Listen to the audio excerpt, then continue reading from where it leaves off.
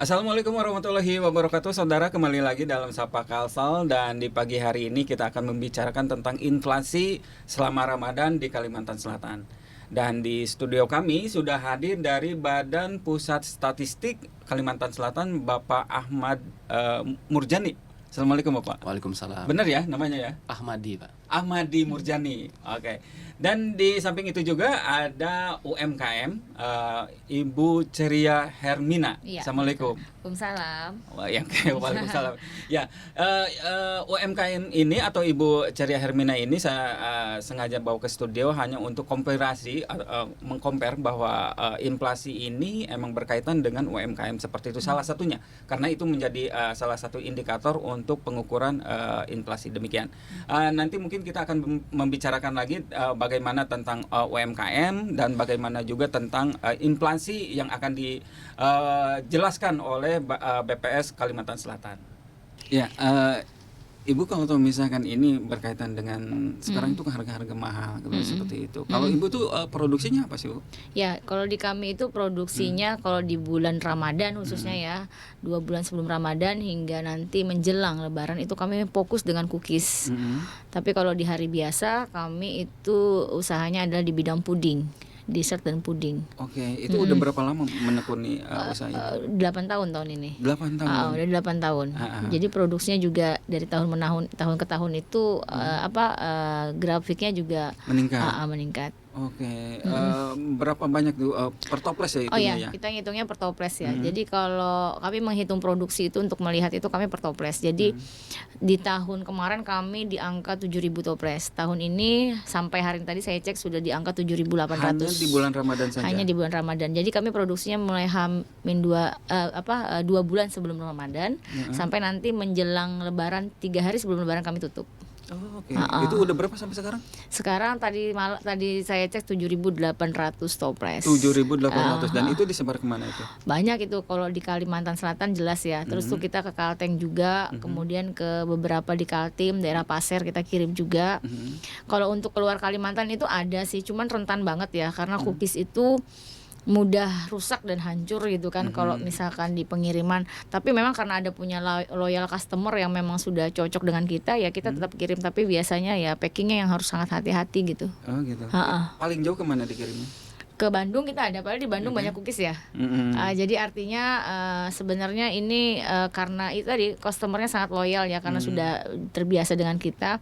Tapi banyak juga kami melayani dari luar Kalimantan yang dia mau mengirim hampersnya di wilayah Kalimantan gitu. Dari Bandung ada, dari Jogja kita ada. Seperti itu. Berarti udah mulai menyebar gitu seperti itu ya? Iya, betul. Dengan 7.800 ya. Iya. Toples itu berarti kan membutuhkan tenaga kerja yang cukup banyak juga. Benar. Berapa banyak yang diinikan? Sampai hari ini kami sudah sampai 18 orang. Biasanya kami ketika mempekerjakan itu dari yang 10 orang gitu ya, di awal-awal masih kita produksi belum Ramadan, sampai biasanya kalau sudah crowded seperti minggu-minggu ini udah crowded, kita biasanya 18 orang sampai 20 orang. Dan itu semua ibu rumah tangga loh, Mas. Ibu rumah tangga semua? Iya, yang mereka memang bekerjanya hanya di bulan itu, di bulan fase-fase yang kita menyediakan cookies itu. Oke. Kalau misalkan kita berkaitan dengan harga bahan baku nih, betul. itu bagaimana tuh? Ya jelas itu sudah sudah hal yang sangat lazim terjadi setiap tahunnya ya, kenaikan. Kemudian kadang kami mengalami kekosongan barang. Setiap tahun itu pasti ada pembelajaran dari proses itu, sehingga kami ada juga persiapan-persiapan. Biasanya bahan yang masih bisa disimpan dan awet kan ada, seperti tepung itu 2 bulan masih awet, margarin juga itu kami stok lebih dulu. Nah, bahan-bahan utama yang harus emang untuk disiapkan itu apa aja? Tepung, telur, ayam itu kan udah pasti ya. Kemudian keju, kemudian lagi margarin itu kan sudah pasti gitu ya.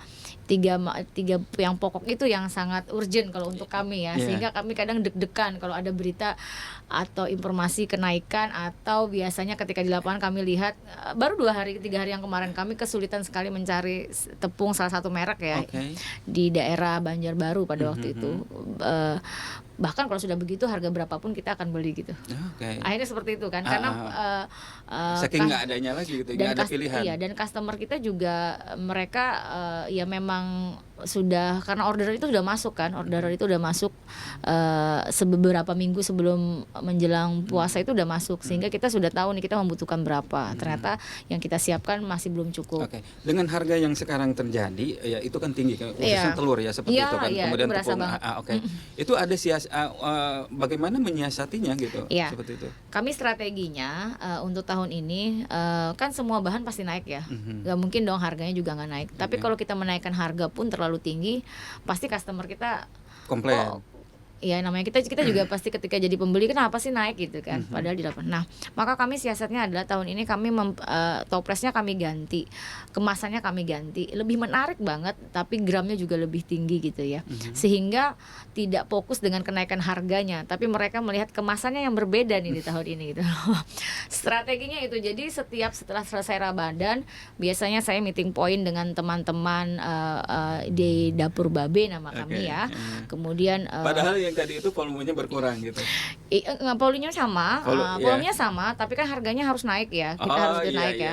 Volumenya sama. Berarti dari kemasan untuk ibu meng-up-nya itu seperti itu. Dari kemasan kita harus bagus gitu kan.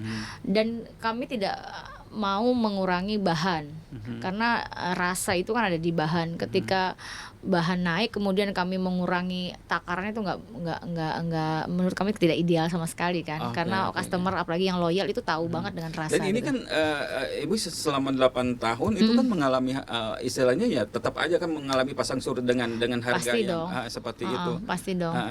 Jadi sepanjang pengalaman ibu yang paling tinggi harganya itu di tahun berapa? Tahun ini atau tahun yang sebelumnya juga mengalami hal yang sama? Kalau diukur sih hampir sama ya, kenaikannya tuh naik tapi ya masih bisa diikutin gitu ya. Kalau yang terlihat seperti tinggi sekali perbedaannya tuh enggak sih sebenarnya, enggak. Jadi pasti naik itu udah pasti. Nah makanya justru itu kami tadi produksi yang banyak itu juga salah satunya kami untuk menyiasati. Dengan produksi banyak keluar banyak kan artinya bahan memang lebih banyak, tapi kami pemasukan untuk omsetnya lebih besar, sehingga terkait dengan bahan baku itu juga masih bisa diatasi. Cuman ya itu tadi, kadang tuh kami pernah menemukan di 3 tahun terakhir waktu itu ya, harganya naik tapi kami tidak mendapatkan barangnya gitu di lapangan gitu. Di mana ya ini gitu. Kalau beberapa bahan kami langsung mengambil dari luar Kalimantan. Kalau sekarang gimana? Ini sampai hari ini sih masih aman. Masih aman ya. Walaupun misalkan harga naik tapi barang-barang tetap ada. Ada kok. Untuk di Kalimantan Banjarbaru sendiri, Banjarmasin di Kalimantan saya rasa Kalimantan Selatan saat ini masih aman. Telur juga masih bisa lah kita atasi gitu yang kenaikan seperti itu. Itu untuk UKM yang memang jenisnya mungkin sudah menengah ya. Tapi kalau kami juga kan punya komunitas juga ya. Kenaikan harga itu kadang juga menjadi satu tantangan tuh buat kawan-kawan yang baru membuka usaha gitu. Ya kan? Apa tuh tantangannya? Ya artinya kan mereka sudah menghitung gitu bahwa nanti kalau saya jual segini, saya mendapatkan bahan segini, saya nanti bisa lah omset saya segini tuh. Tapi ketika di pertengahan jalan orderan udah masuk, harga sudah dirilis, tapi bahan naik, itu kan jadi masa iya di tengah jalan kita naik ya gitu. Nah, itu kan juga jadi tantangan ya seperti itu ya. Iya, betul. Biasanya kita bantu untuk collab sama kita. Jadi ada beberapa teman-teman UKM yang memang tapi dia bukan cookies ya, yang utamanya mereka akan kami gandeng, kami masukkan ke tempat kami untuk menjadi teman partner kami ketika misalkan kami membuat hampers. Teman-teman UKM yang baru itu yang memang produknya sudah kami coba dan rasa itu akan kami masukkan di dalam hampers kami. Ada rekomendasi nggak Bu berkaitan untuk tentang harga ini, utamanya untuk bahan baku ya Bu ya, untuk ke pemerintah harus seperti apa gitu seperti itu? Ya kalau saya tak paham sih, ketika kebutuhan banyak itu pasti biasanya harga juga meningkat ya. Tapi kan UKM ini adalah salah satu usaha yang sangat membantu untuk masyarakat, maka mohon sekali sangat diperhatikan tuh tentang kenaikan harga, khususnya di waktu-waktu yang tertentu gitu. Kalaupun misalkan ada kenaikan ya tidak terlalu tinggi gitu. Dan catatannya ketika naik pun harapannya barangnya ada gitu. Gitu, itu sih harapan kami para UKM. Bahan baku itu menjadi hal yang sangat penting sekali bagi kami. Fluktuatif harganya juga sangat mewarnai dinamika kami di dalam kami produksi gitu. Jadi mudah-mudahan pemerintah karena pro UKM gitu ya, pemerintah juga bisa memperhatikan terkait kenaikan harga tersebut. Ya masih bisa lah diatasi baik dari UKM yang kecil maupun yang sudah besar gitu. Iya, soalnya kan itu juga bisa menampung jumlah tenaga kerja ya Bu, ya, Iya seperti betul itu. sekali. Senang loh mereka bekerjanya walaupun hanya insidental di bulan Ramadan, hanya 2 bulan, tapi mereka itu yang mereka harapkan gitu. Karena selama ini mereka misalkan ibu rumah tangga, yang mereka harapkan ya ikut di UKM. Baik, terima kasih Ibu Thank Ceria you. Hermina Iya. atas perbincangan tentang usahanya. Iya. Kita akan kembali saudara dengan BPS Kalimantan Selatan untuk membicarakan tentang inflasi Ramadan.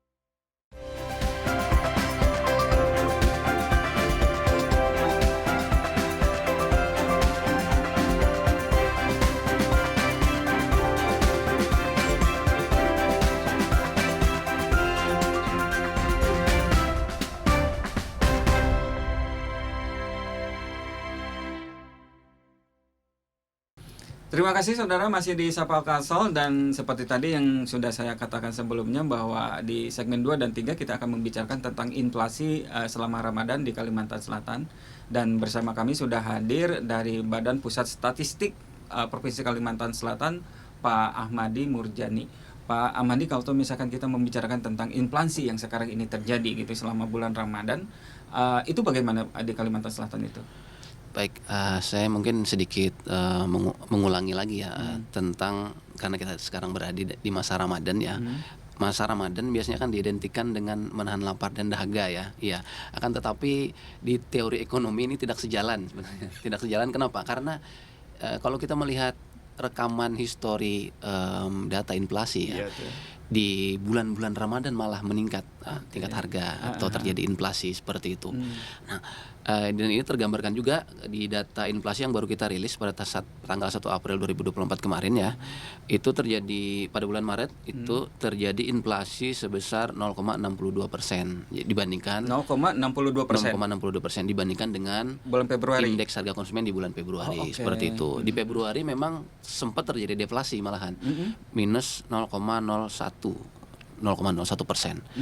Sekarang meningkat. Nah, peningkatannya ini peningkatan di inflasi ini sendiri ya di bulan Maret itu tidak lepas dari andil dari kelompok bahan makanan, minuman dan tembakau yang menyumbang dari 0,62% tadi. Itu dari kelompok makanan, minuman dan tembakau itu sebesar 0,43%. Penambahannya? Iya, secara andilnya. Secara andilnya. Jadi sisa 0,62 dikurang 0,43 itu yang kelompok lain. Oh, oke. Kelompok 2 sampai 11 sisanya. Jadi memang di makanan, minuman dan tembakau ini tidak terhindarkan juga sepertinya.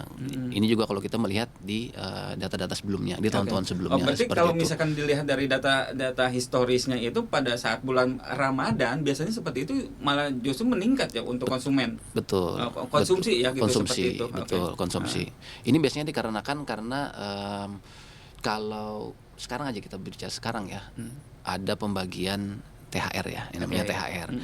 Baik itu di pemerintah maupun di swasta ya, di bulan Maret dan di bulan April nanti ya, bulan April ini ya, itu masih terjadi pembagian THR, yang mana kalau di teori ekonomi sendiri ini mempengaruhi dari sisi demand-nya, permintaan, seperti itu.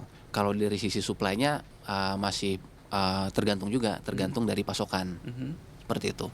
Jadi kalau kita berbicara inflasi ya, inflasi yang dibentuk atau harga yang dibentuk itu dari equilibrium atau keseimbangan permintaan dan penawaran. Betul. Nah, sekarang itu salah satu penyebabnya mungkin ya seperti itu. Kalau kita asumsikan supply-nya konstan, tetap supply-nya konstan, akan tetapi jika terjadi peningkatan demand, salah satunya tadi ya, peningkatan pendapatan secara mendadak, yaitu konsumen ya mau nggak mau sepertinya akan berpotensi untuk membelanjakan uangnya, seperti itu. Nah, di teori ekonomi kalau permintaan meningkat tentu harganya akan tinggi meningkat, seperti itu. Jadi memang itu hukum pasar sebenarnya. Oke. Untuk kelompok pengeluaran yang lebih tinggi itu kan makan dan minum ya. Itu jenis apa aja tuh yang dari makan dan minum itu? Oke, jadi mungkin ingin sedikit saya luruskan ya dengan segmen sebelumnya tadi yang dibahas tentang masalah UMKM ya. Memang output dari UMKM tadi kue-kue yang sudah Iya, jadi betul, siap betul. santap ya. Dan ini memang masuk ke kelompok makanan minuman dan tembakau. Iya. Akan tetapi juga ada namanya kelompok 10 kalau di data inflasi itu Penyedia ya. makanan dan minuman ya? Penyediaan makanan minuman dan Oke. restoran. Nah, itu yang sifatnya penyediaan warung-warung. Betul. Warung-warung yang mengolah bahan makanannya di tempat kemudian dinikmati langsung oleh konsumen seperti itu. Nah, itu harus kita bedakan terlebih dahulu. Nah, jadi kalau makanan minuman dan tembakau sendiri memang ada banyak jenisnya. Kalau saya boleh mengutip di websitenya BPS ya, kalau saya mengutip jumlah aja, yang pertama nih jumlah paket komoditas yang didata itu untuk Kota Banjarmasin di tahun 2022 survei biaya hidup itu mencapai 369 komoditas yang didata untuk yang diikuti harganya itu. Kemudian Kota Baru 283, Tanjung 319, Tanah Laut 217, Hulu Sungai Tengah 239. Jadi kalau mau dirinci banyak banget jenisnya. Ada beras, ya ada daging-dagingan, daging ayam, daging sapi. Jadi jenis makanan yang paling tinggi menyuplai inflasi itu apa aja dari makanan dan minuman itu? Jadi kalau berdasarkan data ya, kalau berdasarkan data kita kalau di bulan Maret untuk Maret? jenis memang ada beberapa jenis ya. Dalam satu paket komoditas itu memang kelihatannya di paket komoditas tersebut naik ya, akan tetapi di dalamnya sendiri itu bisa meningkat, bisa menurun seperti itu. Yang sub dalamnya itu. Nah, ini saya bacakan untuk yang inflasi bulanan ya. Februari ke Maret itu penyumbang inflasi tertinggi antara lain beras, daging ayam ras, telur ayam ras, emas perhiasan, ikan papuyu ya, cabai rawit, angkutan udara udah mulai naik nih, kacang panjang, bawang putih, buncis, jagung manis, ikan tongkol, es ketimun, minyak goreng, ikan sepat siam, ikan peda dan udang basah. Sedangkan selain ada yang terjadi inflasi juga ada yang terjadi deflasi atau kita sebut namanya komoditas penahan inflasi yang mengalami penurunan harga. Ada antara lain ikan gabus, ikan nila, bawang merah, susu bubuk, tomat, cabai hijau, terong, sabun deterjen bubuk dan lain-lain. Nah, itu yang mengalami penurunan atau yang deflasi itu seperti itu bisa ngebalance ini nggak dengan harga yang tadi itu dengan inflasi? Betul. Memang fungsinya membalance sebenarnya. Fungsinya membalance. Betul. Memang karena setiap komoditas itu berbeda-beda ya karakteristiknya, supply-nya beda, demand-nya juga beda kan. Akhirnya harga yang dibentuk sendiri oleh komoditas-komoditas di dalam kelompok tadi itu juga berbeda. Ada yang naik, ada yang turun seperti itu. Berarti yang tadi yang sempat kita dari KUKM itu bahwa kebutuhan ya bahan-bahan dasar kan itu kan penyedia bukan penyedia ya pengeluaran makan dan minum ya seperti itu. Itu kan ada telur dia harus nyiapin juga, kemudian tepung salah satunya itu kan telur juga harganya tinggi, makanya kan mungkin berat ya bagi mereka ketika misalkan itu terjadi. Betul sekali. Ya imbasnya memang seperti itu. Kalau kita lihat salurannya ya, saluran peningkatan harga memang awalnya di bahan-bahannya terlebih dahulu. Betul. Kemudian kalau andai kata bahan-bahannya meningkat, ujung-ujungnya ya harga makanan jadinya pun ikut meningkat seperti itu. Logikanya sama sebenarnya kayak BBM ya. Kalau BBM meningkat kan kemana-mana tuh naiknya harganya. Ada yang meningkat harga angkutannya, akhirnya meningkatkan harga jualnya seperti itu. Harga transportasi meningkat juga. Harga jual barang pun meningkat. Oke. Ketika misalkan itu terjadi kenaikan harga, misalkan dalam salah satu item, apakah itu bisa dikatakan sebagai inflasi nggak? Kita tahan dulu.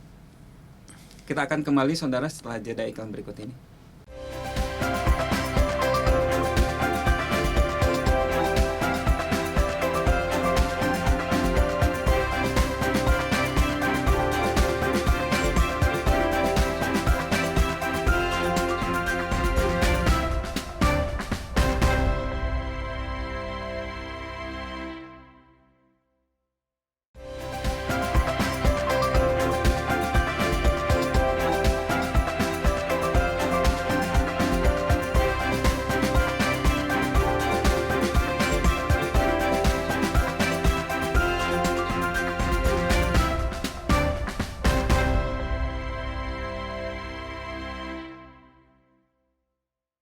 Baik, terima kasih saudara, masih di Sapa Kalsel dan kita kembali lagi melanjutkan perbincangan di pagi hari ini.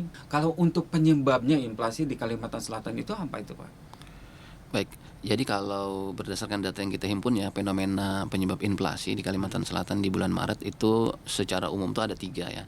Yang pertama di bulan suci Ramadan ya, secara historis memang memberikan dampak pada peningkatan demand ya, seperti yang saya jelaskan tadi ya.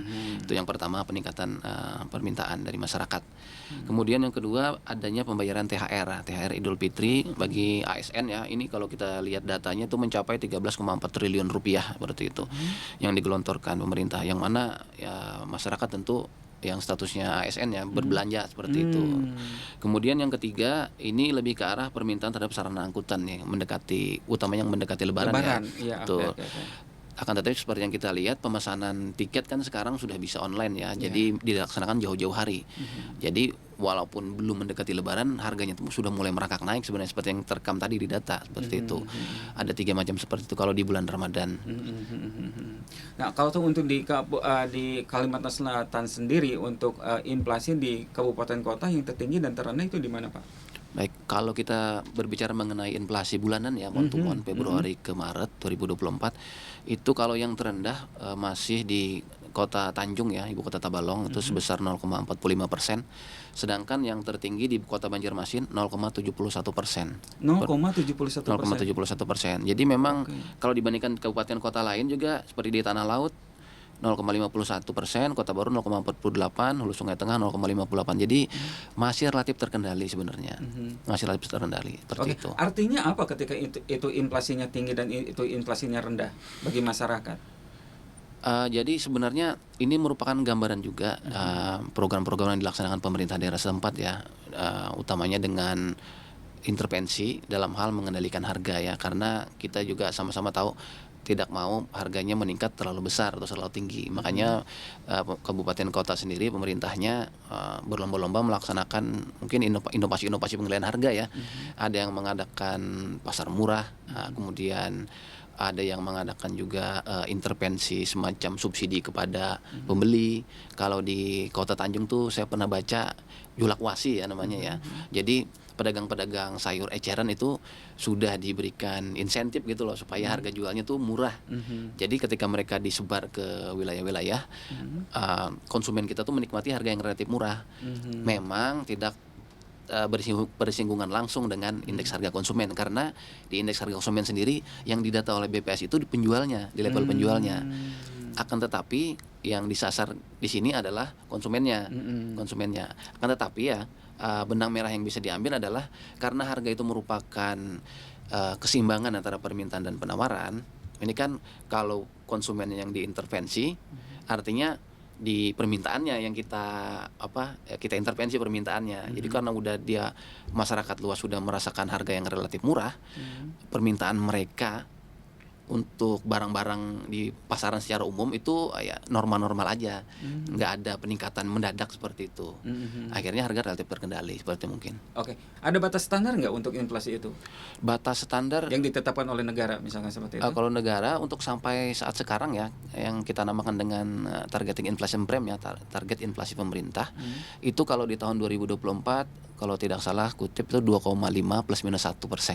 Targetnya 2,5% plus minus 1. Boleh lebih 1%, boleh kurang 2%. Oke, berarti inflasi di daerah itu tidak melebihi dari target itu. Betul, seperti kalau itu. Bisa itu berkurang. Kalau bisa di dalam range sebenarnya. Di dalam range. Iya, karena kalau harganya nggak tinggi, maksud dalam artian harganya terlalu rendah, penjual-penjual seperti Ibu narasumber tadi ya di UMKM juga mungkin nggak menikmati kenaikan harganya. Makanya itu ya harga tetap perlu ada sebenarnya untuk naik. Itu dalam hal menggerakkan roda perekonomian. Jadi istilahnya kalau kita bilang yang menjual dapat istilahnya tuh untung yang cukup, kemudian membeli juga tidak terlalu tertekan seperti itu. Tapi kalau misalkan itu inflasinya terlalu over, itu kan bisa berdampak pada daya beli masyarakat begitu ya? Betul sekali. Ini utamanya yang dikhawatirkan itu ke perekonomiannya sebenarnya ya. Di perekonomian kalau kita melihat di histori tahun 1998 ketika inflasinya itu bisa dibilang hyperinflation ya. berpuluh-puluh persen itu, puluhan persen itu langsung terkontraksi pertumbuhan ekonomi kita, minus. Habis itu kemana-mana akhirnya larinya karena perekonomian kita tumbang, pengangguran di mana-mana, banyak yang tutup dan lain sebagainya. Jadi memang inflasi yang terlalu tinggi itu sangat-sangat dihindari di mana-mana. Betul, Tapi betul, peran betul. BPS sendiri itu menyediakan data yang valid, Iya. yang valid dan terpercaya. Iya. Di BPS sendiri kita menyediakan data inflasi itu tiap bulan ya. Ketika selesai dihitung indeks harganya di tanggal 30 misalnya di akhir bulan Februari, 1 Maret bila itu bukan hari libur, itu langsung dirilis angka inflasinya. Oke. Jadi memang ini mungkin BPS salah satu atau mungkin satu-satunya ya lembaga Iya. di dunia yang menyajikan inflasi itu di H+1 ya dari penghitungannya. Oke. Tapi itu bisa menjadi rekomendasi para pengusaha nggak dari KUKM seperti itu? Tentu karena pemerintah pusat sendiri memasukkan inflasi ke dalam yang namanya asumsi indikator makro. Nah, supaya ada kepastian bagi salah satunya pengusaha tadi. Ada asumsi indikator makro. Ya, betul. Jadi seenggaknya masyarakat umum ataupun misalkan masyarakat jadi yang pengusaha itu dia bisa membaca gitu. Betul. Seperti itu. Kalau untuk harga kan nggak bisa diprediksi ya, apakah besok itu naik atau turun atau bisa? Kalau dari BPS sendiri itu bisa melakukan hal itu? Enggak ya? Yang BPS tidak punya kuasa, tidak punya kuasa sebenarnya untuk melakukan forecasting ya atau peramalan ya. Oke. Tapi sebenarnya lembaga-lembaga independen ya atau universitas itu mereka melakukan kajian-kajian sebenarnya, melakukan peramalan-peramalan. Jadi memang ranahnya di kajian ya, bukan di namanya. Berarti kalau BPS hanya untuk hasilnya ya, surveinya ya. Betul. Oke. Official statistiknya Official sampai situ statistiknya, aja, bukan untuk meramalkan. Tapi sebenarnya bisa ya. Oke, terima kasih Pak Ahmadi sudah berkenan dan berbincang tentang inflasi di studio kami karena ini durasi program juga terbatas. Terima kasih. Mudah-mudahan Sama-sama. datanya bisa sampai juga ke masyarakat dan Amin. masyarakat juga bisa tahu tentang bagaimana sih tentang harga di perkembangan di Kalimantan Selatan. Terima kasih Pak Ahmadi. Sama-sama, Pak. Demikian saudara perbincangan di pagi hari ini, kita akan kembali di episode berikutnya. Sampai jumpa.